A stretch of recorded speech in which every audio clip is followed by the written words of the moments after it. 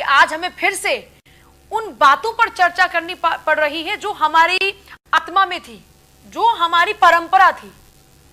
जी जी जी, बिल्कुल बिल्कुल सही कहा पूजा जी आपने। शायद जो हमारी सभ्यता और संस्कृति का हिस्सा थी, शायद जो हमारे ब्लड के अंदर थी, जो हमारे खून के अंदर था, जो अभी आपने बताया कि जो हमारे आत्मा के अंदर था, वो कहीं ना कहीं हम जैसे देखो, ये एक बहुत गंभीर बात मैं आपको बता रहा पूजा जी।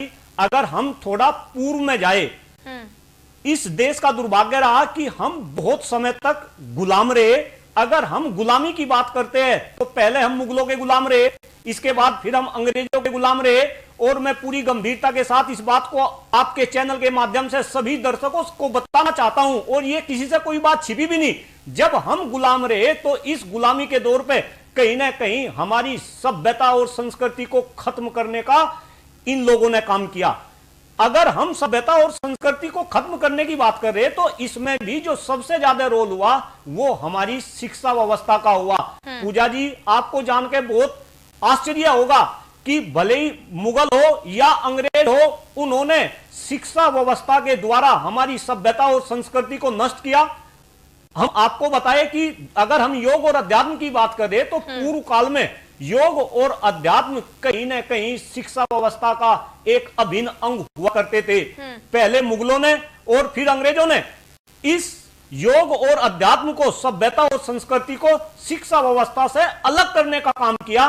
लेकिन शायद अब तो 70 साल से ज्यादा हो गया, टाइम हो गया, हम आजाद है और हमारे देश में अलग अलग राजनीतिक पार्टियों की सरकारें भी आई।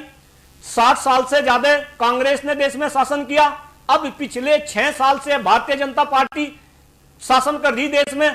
लेकिन मैं पूरी गंभीरता के साथ आपके चैनल के माध्यम से देश के दर्शकों को यह बात बताना चाहता हूं कि अभी तक जितनी भी राजनीतिक दलों की सरकार बनी, उनको जो काम करना चाहिए था कि हमारी शिक्षा व्यवस्था के अंदर जैसे पूर्व में हमारी सभ्यता संस्कृति का, योग का और अध्यात्म का समावेश था, शायद वो समावेश ये फिर दोबारा से लेकर आते, जिससे इस देश का भला होता, इस राष्ट्र का भला होता। और आज जो समस्या आप गिनवा रही कि छोटे छोटे बच्चे शारीरिक रूप से, मानसिक रूप से, अरे पूजा जी आपके पास में तो सारे आंकड़े हैं। आज हिंदुस्तान के अंदर मेरे ख्याल से दुनिया के सबसे ज्यादा रोगी और छोटे छोटे बच्चे डिप्रेशन का शिकार है, डायबिटीज के शिकार है, हाइपरटेंशन के शिकार है। अगर हम अपनी सभ्यता संस्कृति को शिक्षा व्यवस्था का पार्ट बना देते, अगर हम योग और अध्यात्म को शिक्षा व्यवस्था का पार्ट बना देते, तो आज इस तरीके की भयंकर सिचुएशन हिंदुस्तान के अंदर हमको नजर ना आती।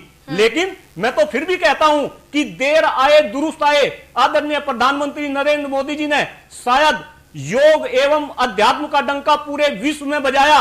लेकिन मैं पूरी गंभीरता से इस बात को कह रहा हूं कि अगर आपको वाकई में ही योग को हिंदुस्तान और इस संसार के हर एक व्यक्ति का अभिन्न अंग बनाना है, तो कम से कम हमें हिंदुस्तान के अंदर योग और अध्यात्म को शिक्षा व्यवस्था का एक अभिन्न अंग बनाना पड़ेगा।